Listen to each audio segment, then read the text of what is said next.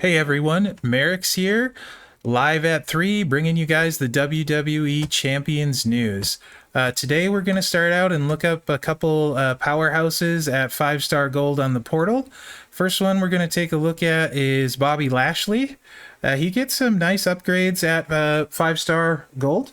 So his submission, which can recycle itself because you're placing them and making them red, he gets 7 now, so he gets an extra 1 there. And the sub also gains 1 turn. So it's going from 37,000 damage for 5 turns to 40,000 for 6 turns. So with no trainers, you're going to do 240,000 and you're going to recycle the sub. And the 7, it lets you do a lot more with the choose there. So very, very good sub. And once you start it, it's going to recycle. His blast gems go from 6 to 7 if you were going to run that build.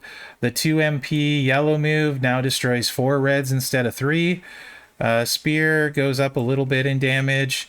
You're destroying more blast gems as well with the blast build again. So like for feud line bonuses and stuff is when that's important.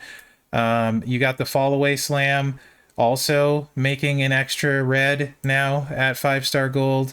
And then the shoulder thrust here, in conjunction with the sub, once you get going, adds up to be really nice and does a lot of extra damage itself. If it's broken by your opponent, you deal 26k damage and then bleed them for 26k for 3 turns. So you're bleeding them out for 75k on every trap gem that they break during the sub. And the sub lasts a long time, so you're going to be able to drain them like that. And if you break it, it does 17k damage per trap. So the bleed goes up a turn and gains some damage. So that's significant on the traps as well. Along with all of these low charge moves getting their buff. And then when line bonuses apply, the blast gem set can do some work for you too. So yeah, Lashley looks like he'd be very interesting to me at 5-star gold. Certainly a very strong contender for a control card that can do damage quickly. Compared to a lot of other ones with the sub and the bleed and the move damage on all the stuff. So he's definitely worth looking at, and once he gets rolling, he's not going to stop. So definitely worth taking a look at depending on your powerhouses. And now let's look up Killian Dain. And it's another powerhouse. He is a decent free-to-play option. And he gets a lot of good moves or good buffs to his moves at 5-star gold. His finisher, now you're choosing 5 gems to destroy from 4. The yellow move that you used to load the reds didn't get a buff, unfortunately, so you're still making 5. The green moves did get a buff on some of them. And the botch gems went up by 1 on the Belfast bomb. So choosing 12 botch gems to place is a decent amount for sure. And also keep in mind with the fact you can use 2 red MP trainers now. You could run triple red with the power bomb, and that makes 7 randoms into red. So you connect once and you're gonna hit 1-3 match. You're gonna hit the power bomb, you're gonna hit the Belfast bomb, set out some botch gems, and then you're gonna hit the finisher and choose 5 to destroy, likely getting a nice recycle. Throw a plate like General's Orders on him and you're probably going to recycle completely most of the time. Well, maybe not General's Orders actually, because that's the yellow, and you're not using yellow move, so ignore that. But he's still a very solid free-to-play option and get some nice boosts at 5-star gold. So worth thinking about depending on your options and where you're at in the game. As far as what's going on in the game, let's take a look real quick. Not a lot of new offers. Actually, there is some news. We covered this, I want to say 2 days ago on the news. They put out an official thing now saying they were upgrading the rewards, which we covered a couple times now. So you get a big bonus on your coins from what we used to have, and there's steamboat shards in there from the event that's running alongside or on the community portal tab, which we'll take a look at the actual spot too. Other than that, they were just talking about stuff we talked about before. So special offers. Nothing new today that I noticed earlier. We'll just double check it. This is still a good price for the Hall of Fame tokens. If you're one of those people that has to get all the gears, this $19.99 deal for a 4-star silver Andre with his gear and 2 million coin, you could do a lot worse. Also, if you don't have a trickster and you're new to starting the game, potentially he can fast forward your time, kickstart it for you on doing your trickster stuff. He's not top tier, but he is solid. And he's potentially the best Andre with gear, very likely, debatable, but he's close to it anyway. Don't forget to claim your daily portal token or your portal claim for the MLC. It's 1,000 MLC points, which definitely adds up.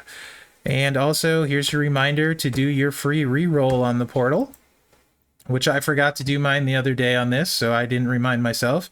And here we go, 2,000 Blitz tickets for 60 web coins. Yes, please. Thank you. Those will come in handy. And the event tab, we still have that community event going on. Here's what they were talking about on the portal for the bonus coins. You can see if you spend $50 now, you get 10 million coins, 20 steamboat shards. So, you know, in conjunction with the cash offer, you buy that, 4 times, you're gonna get 6,400 cash, 16 Hall of Fame tokens, 10 million coin, 20 Ricky shards, for $50. That's a pretty solid deal. I'm not buying them, but that's a very good deal, so it's worth highlighting. And then scrolling down the community event, we are approaching the milestone 7 mark, which is where things start to get what I would say good. There's a strap for last kicker. And then the next one, you get the Andre strap, which would actually pair nicely with the card and gear that's for sale, since he's blowing up a lot of the board. 40% gem damage is the equivalent of 2 set bonuses from Fury gems. And then you get the 2 words for you plate, which I really hope we can get here, as this is one of the more useful plates out there on multiple guys and will benefit tons of people in the community. There's a lot of people that still don't have one of these that would be huge for.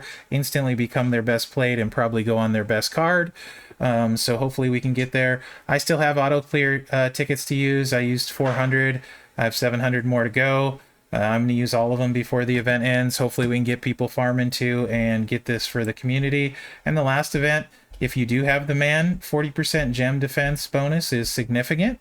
That's like a built-in honky tonk man there on the strap, and then you add honky tonk man on top of it and stuff. That's gonna add up in a hurry, and she'll be very hard to kick out of. So definitely worth taking a look at putting it on your cards. Let's go back over to the game now. Really, like I said, today is a really light day in the game. So MDM is being required a lot this week. So I thought I would show the setup I've been using. I use a tricolor, and this is okay at beating people his level. Because my Vince isn't leveled far enough to have the +2 purple MP and deal a ton of loot gem damage, it's not as good as it could be. So I'm also combining it with, instead of using an MP trainer, with the sub trainer to get more damage out of my sub.